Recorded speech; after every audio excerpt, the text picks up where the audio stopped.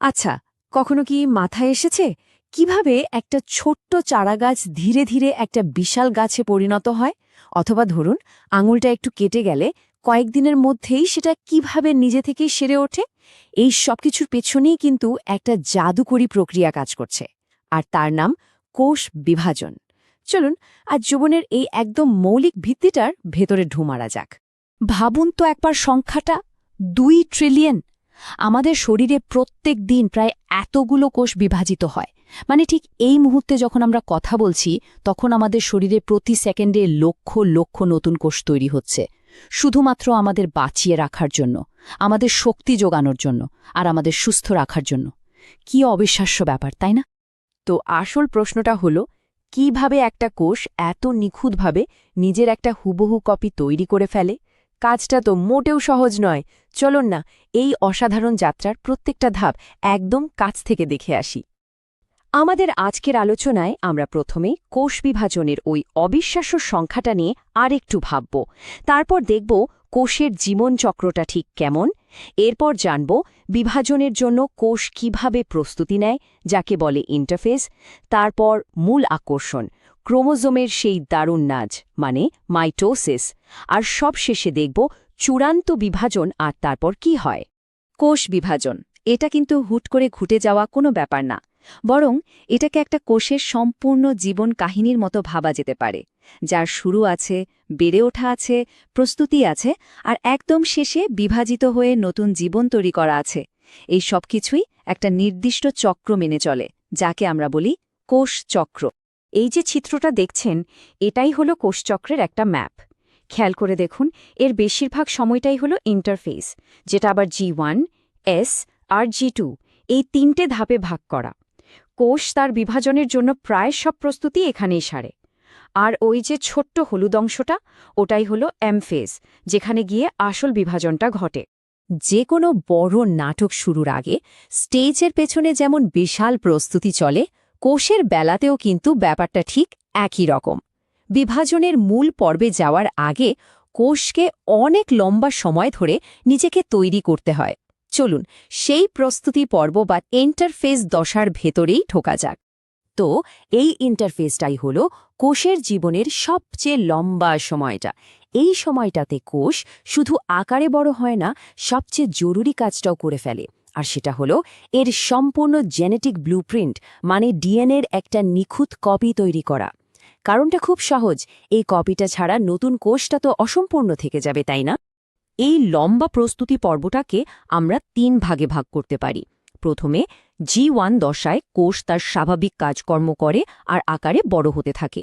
এরপর আসে S দশা, যেখানে সবচেয়ে জরুরি কাজটা হয়, মানে ডিএনএর কপি তৈরি হয়। আর সবশেষে G2 দশায় বিভাজনের জন্য যা শেষ মুহূর্তে যা যা দরকার, সব প্রস্তুতি গুছিয়ে নেওয়া। প্রস্তুতি তো শেষ, এবার তাহলে আসল পর্বে আসা যাক, মাইটোসিস। এটাকে দারুণভাবে কোরিওগ্রাফ করা একটা নাচের সাথে তুলনা করা যেতে পারে, যেখানে কোষের সমস্ত জেনেটিক উপাদানগুলো একদম নিখুঁত ছন্দে নিজেদের সাজিয়ে নেয়। মাইটোসিসের উদ্দেশ্য কিন্তু একদম পরিষ্কার, একটা মাতৃকোষ থেকে হুবহু একই রকম দুটো নতুন কোষ বানানো, মানে জেনেটিক্যালি একদম আইডেন্টিক্যাল।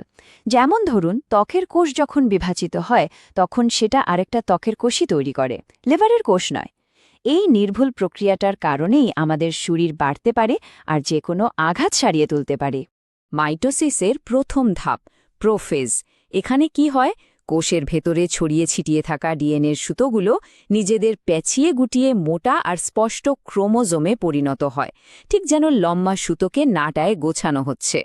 আর একই সাথে নিউক্লিয়াসের চারপাশের দেয়ালটা ভাঙতে শুরু করে, যাতে ক্রোমোজোমগুলো বাইরে আসার পথ পায়। এরপর আসে মেটাফেজ, আর এখানে যা ঘটে তা সত্যি অসাধারণ।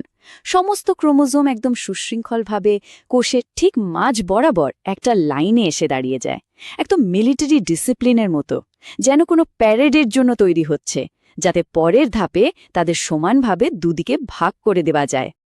অ্যানাফেজ হল এই নাচের সবচেয়ে নাটকীয় মুহূর্তটা। মাঝখানের সারিবদ্ধ ক্রোমোজোমগুলো হঠাৎ করে ঠিক মাঝখান থেকে আলাদা হয়ে যায়, আর তাদের অর্ধেক অংশ কোষের 2 বিপরীত দিকে তীব্র গতিতে ছুটতে শুরু করে। এই নিখুঁত বিচ্ছেদটাই নিশ্চিত করে যে ভবিষ্যতে যে দুটো কোষ তৈরি হবে তারা প্রত্যেকেই জেনেটিক তথ্যের একটা সম্পূর্ণ সেট পাবে।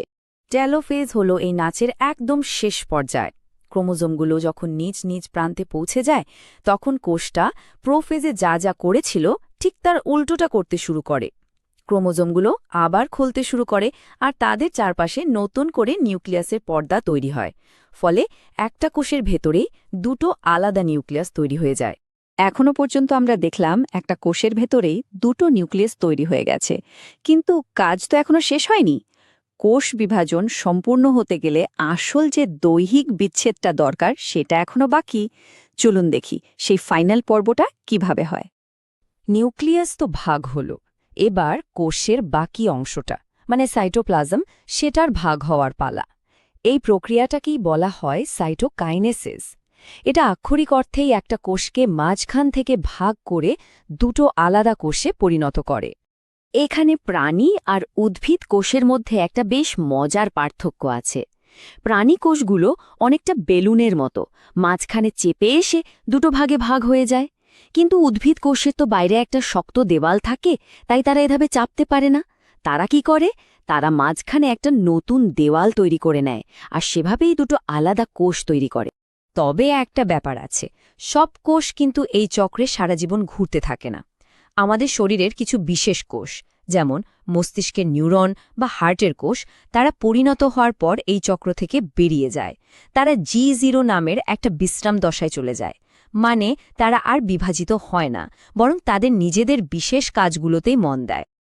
তো আমরা কোষের ভেতরের এই জটিল নাচটা তো দেখলাম, কিন্তু প্রশ্ন হল এই এত ছোট একটা ঘটনার গুরুত্ব আমাদের জীবনে ঠিক কতটা? চলুন শেষ করার আগে সেই বিষয়টাই একবার ভাবা যাক। আসলে এই যে এত জটিল আর নিখুঁত একটা প্রক্রিয়া, এটাই কিন্তু আমাদের বেড়ে ওঠা, শরীরের কোনো অংশ কেটে গেলে তা সেলে ওঠা, মানে এক কথায় পুরো জীবনটাকেই চালিয়ে নিয়ে যাওয়ার মূল শক্তি। এই ইঞ্জিনটাই জীবনকে সচল রাখে। ভাবুন তো, এই নিখুঁত কাজটা আমাদের শরীরে রোজ ট্রিলিয়ন ট্রিলিয়ন বার হচ্ছে। কিন্তু কি হবে যদি এর কোনো একটা ছোট্ট ধাপেও সামান্য কোনো গড়বড় হয়ে যায়? তার পরিণতিটা কতটা মারাত্মক হতে পারে? এই প্রশ্নটাই কিন্তু আমাদের কোষের এই অসাধারণ জগৎ নিয়ে আরও জানতে আগ্রহী করে তোলে।